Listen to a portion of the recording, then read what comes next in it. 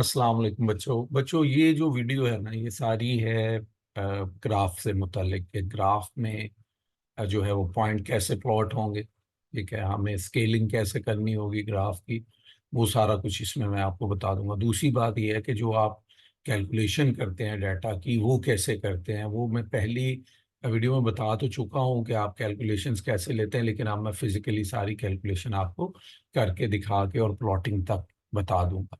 ठीक है, तो ये पेपर 5 है, A2 में आता है। पेपर 4 और पेपर 5 A2 में होता है, तो आप बाकी पेपर 1 पेपर 2 पेपर 3 आप जो है वो AS में देते हैं। पेपर 2 का जो क्वेश्चन 2 होता है ये हमारे जो प्रैक्टिकल का क्वेश्चन 1 है बिल्कुल उससे ऐसा होता है। इसमें दो चार चीजें फर्क होती हैं, तो वो मैं चले बता दूं आपको, थोड़ा सा आइडिया हो जाएगा। एक तो ये इक्वेशन होती है, इसका हमने शुरू में ग्रेडियंट और वाई इंटरसेप्ट अगर है तो बताना होता है, इक्वेशन हैंडलिंग होती है। AS में हमें ये इक्वेशन हैंडलिंग नहीं होती, वहाँ हमारा जो ग्रेडियंट होता है वो फिक्स होता है, वाई इंटरसेप्ट फिक्स होता है, अरेंज नहीं करनी पड़ती इक्वेशन। यहाँ स्पेशल ये होता है कि आपको इक्वेशन को उन एक्सिस के अकॉर्डिंगली जो है वो अरेंज करना पड़ता है। वो मैं करके दिखा दूंगा। एक एक्स्ट्रा चीज होती है, जो एक्स्ट्रा चीज यहाँ पे होती है एक, वो ये होता है कि आपको डाटा के साथ उसकी अनसर्टेनिटीज भी प्लॉट करनी पड़ती है। इसका एक पूरा रूल है, तो वो रूल A2 में जरूरी होता है, AS में बिल्कुल जरूरी नहीं होता। तो ये मैंने इसलिए सिलेक्ट किया कि इसके अंदर उन्होंने अनसर्टेनिटीज जो है वो डायरेक्टली दी नहीं हुई, वरना पेपर 5 के हर ही क्वेश्चन में अनसर्टेनिटीज होती हैं, तो वो इसलिए वो फिर चीज आएगी नहीं ना, आपको फिर कोई कंफ्यूजन होगी इससे। ठीक है, अच्छा नेक्स्ट जो चीज है आप देख लेंगे यहाँ डाटा सारा गिवन है। अच्छा AS में ऐसा नहीं होता, ये डाटा हमें इंस्ट्रूमेंट से लेना पड़ता है। तो पेपर 5 में ये होता है कि जो इंस्ट्रूमेंट का डाटा होता है वो खुद दे देते हैं, सिर्फ कैलकुलेशंस जो होती हैं वो हमने करनी होती हैं। इसी के जो है वो नंबर्स होते हैं, कभी 4 मार्क्स होते हैं, कभी 2 होते हैं, कभी 3 होते हैं, अकॉर्डिंग टू जो है वो पेपर टू पेपर वेरी करते रहते हैं। वो डिपेंड करता है कि आपको किस किस्म की जो है वो सिचुएशन दी है, उसके लिहाज से जो है वो वेरिएशन आ जाती है। अच्छा, तो पहली चीज अब हम इसको पहले पढ़ लेते हैं, थोड़ा सा देख लेते हैं, ताकि आपको आगे चल के थोड़ी सी चीजों में जो है वो सिंक्रोनी मिल जाए। A student is investigating the oscillation of a mass attached to an arrangement of springs. Uh, Figure 2.1 shows a mass attached to two springs connected in series. अच्छा, the student determined the spring constant K for the arrangement of the spring. A stopwatch is used to measure the time T for 20 oscillations. तो ये वहाँ हमारे नहीं होता, हमें तो वैसे खुद फैसला करना होता है कि हमने 20 ऑसिलेशन लेनी है या नहीं लेनी। लेकिन क्योंकि यहाँ पे डाटा की कैलकुलेशंस करनी होती है, तो ये चीज़ें बहुत इंपॉर्टेंट होती हैं इसके अंदर। तो ये 20 ऑसिलेशन का डाटा है, तो उसी लिहाज से फिर जब हम टाइम पीरियड पे जाएंगे तो ये सारा कुछ माइंड में रख के फिर हम उसकी कैलकुलेशंस करेंगे। ठीक है, अच्छा चले मैं आपको ये एक बार इसको भी करके दिखा देता हूँ, ताकि आपको इसका भी एक एक्स्ट्रा नॉलेज हो जाए कि अगर हमें ऐसी कभी कोई सिचुएशन आ जाए तो हम उसका ग्रेडियंट या वहाँ इंटरसेप्ट कैसे निकालते हैं। तो हमने करना ये होता है कि हमने सारे रीडिंग करने के बाद ये देख लेना है कि ग्राफ प्लॉट किसका करना है। वो कहता है graph is plotted of T² on Y axis and 1/K जो है ऑन X एक्सिस। तो ये तो उस तरह रेंज नहीं है, तो हमें यहाँ पे ये एक्स्ट्रा करना पड़ता है, इसका स्क्वायर ले लेंगे T² का। ये बन जाएगा 4π² M/K। ठीक है, अब ये 4π² जो है M, ये सेपरेट कर लें, और 1/K क्योंकि आपने एक्स एक्सिस पे प्लॉट करना है, तो ये अब आ गया y = mx फॉर्म में। इसका कोई वाई इंटरसेप्ट नहीं है तो वो तो 0 है, तो ये जो चीज है यहाँ पे इसकी ग्रेडियंट हो जाएगी। ठीक है, तो ये चले आपको एक आइडिया हो गया इससे। अच्छा नेक्स्ट जो चीज आपने इसमें सीखनी है वो है ये, जिसके लिए मैंने ये सारी वीडियो बनाई है। तो वो ये है कि आपको देखना होता है, क्योंकि कैलकुलेशन अगर कैम्ब्रिज खुद भी करती है तो देखें उसी रूल को फॉलो करती है जो मैंने आपको पहले क्वेश्चन 1 में बताया। देखें वो K की वैल्यू दो सिग्निफिकेंट फिगर में है, तो उन्होंने दो ही सिग्निफिकेंट फिगर में 1/K की वैल्यू दी है। अच्छा यहाँ देखें 1/11 कर रहे हैं तो 3 डेसिमल प्लेस हो गए हैं, लेकिन सिग्निफिकेंट दो ही रहे। 1/15 करते हैं तो देखें, देखें ना, बात समझ आ गई ना अब आपको बिल्कुल अच्छे से। पिछली वीडियो में भी यही बात मैंने डिटेल से बताई थी आपकी। अब क्योंकि वो ये होता है ना कि आपको डाउट हो सकता है, कोई सबूत नहीं है, अब सबूत के साथ मैंने आपको बता दिया कि ये यूं ही होता है। अच्छा, ये जो टाइम है, ये 20 ऑसिलेशन का टाइम, और हमने जाना टाइम पीरियड पे। यहाँ जो है, ये जो होते हैं ना ई ग्रेड और डी ग्रेड के बच्चे, इनमें बड़ा प्रॉब्लम है। ये क्या करते हैं, यही एवरेज उठा के टाइम पीरियड ही मान लेते हैं और जाके एक्सेस पे प्लॉट करना शुरू कर देते हैं। अच्छा, पेपर 5 में ये इशू कम आता है, क्योंकि इसका पेपर 5 का जो ग्राफ होता है वो टोटली लेबल्ड होता है। तो बंदा जब ये बेवकूफ़ी करेगा, इसकी एवरेज लेके वहां प्लॉट करने जाएगा, तो वहां वो वैल्यू ही नहीं होगी, तो आइडिया हो जाएगा कि अच्छा मैंने कोई गलती की है। लेकिन पेपर 1 में हमें ऐसा कुछ भी नहीं पता होता। ठीक है ना? तो आपने जब भी पेपर 1 करना है तो गौर से देख लेना है कि वो टाइम पीरियड पूछ रहा है या टाइम पूछ रहा है। ठीक है ना? यहाँ पे तो ये टाइम पीरियड है, तो अब इसके करने का तरीका क्या है? वो ये है कि आप इन दोनों की एवरेज ले लेंगे। तो ये एवरेज बड़ी सीधी सी है। देखो ना, 0.6 और 0.2 मिलके 8 हो जाएगा। तो 8 का हाफ जो होता है वो 0.4 होता है। तो इसका आंसर आएगा 22.4। ठीक है। और अब आप जब इसको डिवाइड करोगे ना 20 के साथ, क्योंकि ये 20 ऑसिलेशन का टाइम है, तो आपके पास टाइम पीरियड आ जाएगा। वो मैं आपको करके बता भी देता हूँ। वो भी वैसे बंदा डायरेक्टली कर सकता है, लेकिन चलें, कैलकुलेटर से ज़रा कंफर्म रिपोर्ट आ जाएगी। तो 22.4 डिवाइडेड बाय 20, तो ये आता है 1.12। 1.12। अच्छा, अब आप देखें कि आपका रॉ डाटा कितने सिग्निफिकेंट फिगर में है। 3 में। तो ऑब्वियसली आपने एक कैलकुलेशन की है, डिवीजन का फंक्शन किया है इसके साथ, तो ये भी 3 सिग्निफिकेंट फिगर में ही आ जाएगा। अच्छा, उसके बाद आपने इसका स्क्वायर लेना है, तो आप इसका अब स्क्वायर ले लें। तो ये आ गया 1.2544। तो आप ये नहीं लिखेंगे, आप इसे लिखेंगे 1.25। ठीक हो गया। इसी तरह आप नीचे वालों के साथ भी करते जाएंगे, ये पूरा टेबल फिल कर देंगे। मैं आपको इसकी मार्क स्कीम से, क्योंकि इसका डाटा जो प्रोसेस हुआ होता है वो दिखा देता हूँ। ये देखें, 1.12, 1.120, ये एक एक्स्ट्रा अलाउ होता है तो वो अलाउ कर लेते हैं। ये देखें 1.25। और इसी तरह फिर ये नीचे वाले हैं, देखें 3 सिग्निफिकेंट पूरे करने हैं, तो वो 3 पूरे किए। 1 एक्स्ट्रा अलाउ होता है तो इसलिए 4 कर लेंगे। इस द 0.90 आ जाएगा। ठीक है ना? 903, 3 सिग्निफिकेंट फिगर। और ये देखते जाए 3 सिग्निफिकेंट फिगर में लास्ट तक। अच्छा, ये लास्ट में देख रहे हैं कि 2 सिग्निफिकेंट फिगर है, हम वहां देख लेते हैं कि ये क्यों है। ठीक है, ये देखें, देखें लास्ट में देखें ना, 2 सिग्निफिकेंट है, तो 2 सिग्निफिकेंट ही उसके लिखे। तो अगर हम इसकी वैल्यूज वहां से ले आए 0.90,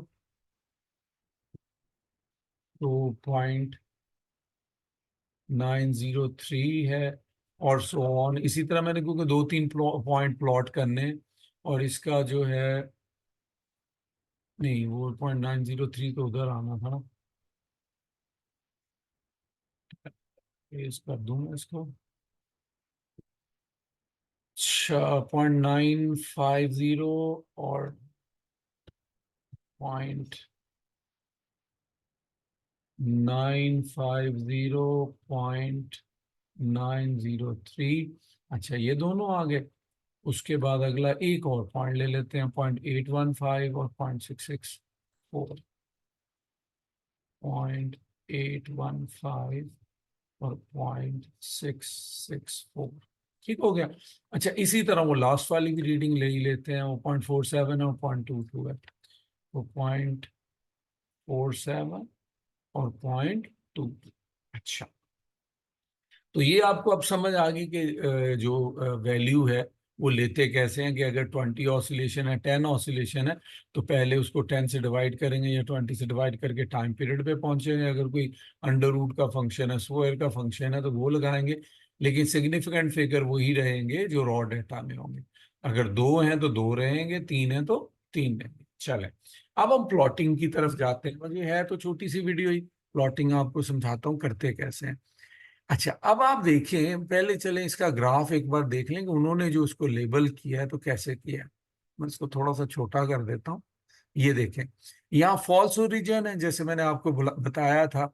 जरूरी नहीं होता कि आपने 0 0 से ग्राफ शुरू करना है, आप किसी भी नंबर से शुरू कर सकते हैं। जो आपकी मिनिमम वैल्यू है उससे थोड़ा सा छोटा नंबर आप चूज कर सकते हैं। तो यहाँ देखें, आपकी जो मिनिमम वैल्यू है वो 1.12 है और 0.47 है। तो इसी लिहाज से आपने, नहीं सॉरी ये वाली है 0.22 है, और यहाँ पे जो है वो 1.25 है। ठीक है ना। तो इसलिए उसने 0.2 से इसको स्टार्ट कर दिया, और आखिरी जो है वो 1.25 है। तो 1 उसने तकरीबन 4 तक जो है वो ले गया उसको। ये देखें, ठीक हो गया। तो मैं आपको जैसे कहता होता हूँ कि तकरीबन 80-90% आपने ग्राफ ऑक्यूपाई करना होता है। कैम्ब्रिज का जो ग्राफ के लिए रूल है वो 50% का है। जो भी ग्राफ आपको दिया जाए, अगर आपने उसका 50% अपने डाटा से कवर किया है तो वो आपका ग्राफ का एक नंबर डिडक्ट नहीं करेंगे। लेकिन मैं हमेशा कहता हूँ एटलीस्ट 75% 80% जो है वो ग्राफ अपने डाटा पॉइंट से आप कवर करें। ठीक हो गया। अच्छा, नेक्स्ट जो चीज है, अब प्लॉटिंग जब हमने करनी है तो मैंने जो डाटा है साथ साथ रख के किया हुआ है, तो मैं वहीं ले जाता हूँ वैल्यूज को। ये वाली वैल्यूज जो थी हमारी, तो यहाँ हमने जो पॉइंट प्लॉट करने हैं,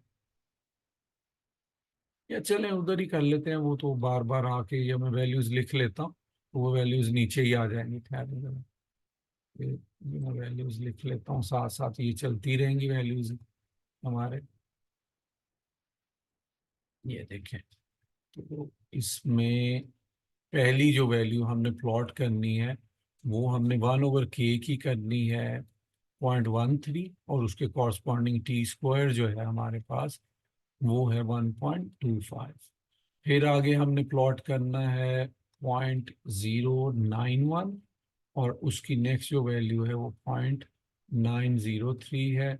और फिर उसके बाद आ जाता है 0.067, और उसकी कॉरस्पॉन्डिंग वैल्यू है 0.664। तो ये तीनों पॉइंट जैसे प्लॉट होंगे फिर मैं आपको समझाता हूँ।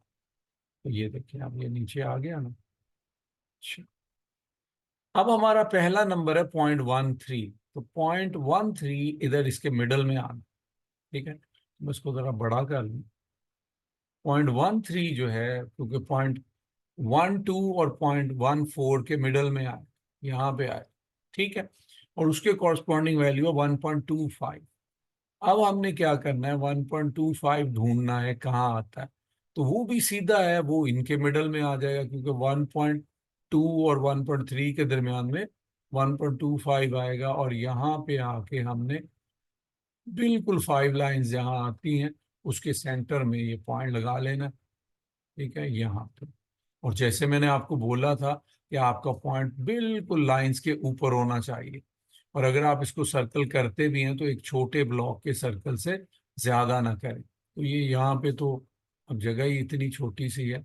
अगर मैं इसको बड़ा कर लूँ ना मजीद, फिर लगा के दिखाता हूँ आपको। ये देखिए, मतलब यहाँ पे वो पॉइंट है हमारा दोनों तरफ से, क्योंकि 5 5 लाइंस पे है ये वाला पॉइंट। ठीक है, और आपका सर्कल जो है वो इससे बड़ा ना हो, बस। तो ये यूं पॉइंट लगेगा आपका। अच्छा, फिर उसके बाद नेक्स्ट जो पॉइंट है वो 0.091 है और 0.903 है। तो वो हमने लगाना है, हम नीचे आएंगे, पहले वो पॉइंट ढूंढ लेंगे। 0.091। अब देखें, 0.091 है, ये ज्यादा है। 0.9 तो यहाँ पे आता है ना, 0.09 यहाँ आता है। तो इसका तरीका क्या होता है, आपने क्या करना होता है, ये जो 10 लाइंस हैं इनकी ओवरऑल वैल्यू देख लेनी है। वो बनती है 0.02। जब आप इसको 10 से डिवाइड करेंगे तो ये आपके पास आ जाएगी 0.002, मतलब एक लाइन की वैल्यू आ जाएगी। ठीक हो गया। अब आपकी एक लाइन जो है वो इतनी वैल्यू का, तो ऑब्वियसली अब आपकी जो है, अब आंसर जो, सॉरी, जो डाटा आपने प्लॉट करना है वो 0.001 एक्स्ट्रा है इससे। तो 0.02 ये है, तो इसका हाफ जो होगा वो 0.01 होगा। ठीक है ना।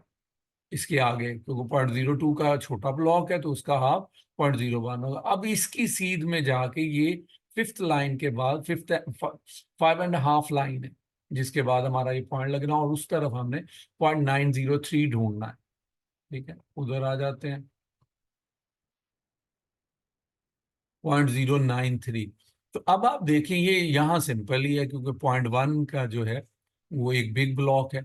ये पूरा जो है ये 0.1 का है। ठीक है, 10 से डिवाइड होगा तो 0.01 का अब इसका एक छोटा ब्लॉक आ जाएगा।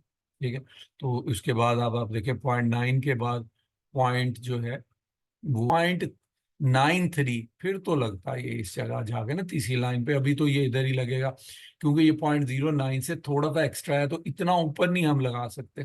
ठीक हो गया। अच्छा, अब हम आ जाते हैं वो जो दूसरा पॉइंट था हमारा नीचे वाला, उसकी अब इसको मैं छोटा कर लेता हूँ ताकि वो पॉइंट डायरेक्टली हमें दिख जाए कहाँ पे। तो ये हाफ वाला पॉइंट जो है इसकी सीध में 8 वाली लाइन, थोड़ा सा ये मुश्किल होता है यहाँ पे क्योंकि इसके अंदर करना। मैं वैसे ब्लॉक गिन लेता हूँ ना, 1 2 3 4 5। 5 के बाद जो है ये 1 2 3 4 अच्छा, बस इधर आएंगे ना, यहाँ पे जी 9 वाली ये लाइन है, ये उसकी फिफ्थ लाइन है, और ये यहाँ इस जगह ये पॉइंट आके लगे। ठीक है ना, 1 2 3 4 5 और 5.5, और ये फिर उसी तरह हम इसको ऐसे बना दें। ठीक है, जो आखिरी है उसको भी देख लेते हैं, उसमें अगर कोई लर्निंग हो तो फिर तो कंफर्म हो जाएगा। अच्छा, 0.067, अब देखें ना 0.6 है। अब 0.07 हमने ढूंढना है कि कितनी लाइन पे आता है। तो वो तो सॉरी उधर आएगा, 0.07 जो है वो यहाँ कहीं आएगा क्योंकि इसकी लाइन जो है वो 0.02 की है। तो इसका तरीकाकार ये होता है कि ये जो एक्स्ट्रा नंबर है ना, 0.6 के एक्स्ट्रा जो है, 0.67 से एक्स्ट्रा जो है वो है 0.007। उसको अगर आप 0.002 से डिवाइड करते हैं तो ये 3.2 लाइंस आ जाएगा। और सॉरी 3.5, 3.5 लाइंस आ जाएगा। ठीक है, इतना आ जाएगा। तो मतलब 0.06 के बाद 3.5 लाइन, 1 2 3 और 3.5। ठीक। अच्छा, अब ये उसके बाद देख लिया, ये तो 30, और ये उसके बाद 1 2 3 और 3.5, वो फिर ढूंढने में उधर आसानी रहेगी ना। अच्छा, अब आ जाए 0.664 को प्लॉट करना है हमने, तो वो इसके बाद आना है। ठीक है, तो 0.664 के लिए 0.664 -0.6, ये बेहतर होता है, ऐसे कर लें तो ज्यादा बेहतर होता है। तो इससे फिर आपको मिल गया 0.064। ठीक है, और यहाँ पे जो एक एक्सिस की वैल्यू है वो है 0.01। 0.01, आपने जब इसको डिवाइड करना तो इसने आना 6.4 लाइन पे। तो क्या मतलब कि 0.6 के बाद 6.4 लाइन, 1 2 3 4 5 6। ठीक है, 6.4 पे पॉइंट नहीं लगेगा। तो ये जब भी ऐसा हो जाए तो इसका मतलब है आपने 0.6 लाइन पे लगाना। ठीक है, अगर 6.5 आता तो उस पे लगाता, हाफ आता तो लगाता। अगर आ जाती सपोज 6.6 लाइन आती तो फिर मैंने ये 7 लाइन पे लगाना था अगर आती। ठीक है, ऐसा नहीं था तो इसलिए फिर मैंने उधर नहीं लगाया। तो ये फिर इसके बाद जो है वो 6th लाइन पे ये लग जाएगा, और उधर से हमारा जो पॉइंट था वो फिर 3 बिग ब्लॉक्स के बाद 3.5 लाइन्स थी। तो यहाँ पे 1 2 3, और फिर ये यहाँ पे 3.5। तो ये पॉइंट यहाँ पे आएगा, और मैं जो इसका पेन है वो ले, ये तो ये पॉइंट हमारा यहाँ पे आना, और फिर हमने इसको इसी तरह जो है वो छोटे ब्लॉक का हाईलाइट कर देना। तो ये होती हैं मेन बातें। अच्छा, अब जो बेटा आखिरी बात इसके अंदर है जो आपने समझनी है, वो ये है कि आप कैसे डिसाइड करेंगे कि मेरा एक बिग ब्लॉक कितनी वैल्यू का है। ठीक है ना, ये जैसे इन्होंने डिसाइड किया हुआ है कि 0.2, फिर 0.3, 0.4, और ये फिर एंड तक गए हैं। इसी तरह इधर जो है ये हम कैसे डिसाइड करते हैं, देखिए जरा। इसमें होता ये है कि आप अपने डाटा की रेंज देख लेंगे कि छोटे से छोटी वैल्यू कितनी है और बड़े से बड़ी कितनी है। आपकी लार्जेस्ट वैल्यू जो है एक्स एक्सिस के अलोंग इतनी है, और जो स्मॉलेस्ट वैल्यू है वो आपकी इतनी है। तो आप क्या करेंगे, इन दोनों का डिफरेंस ले लेंगे, रेंज निकाल लेंगे। रेंज कितनी बनती है, 0.13 -0.020।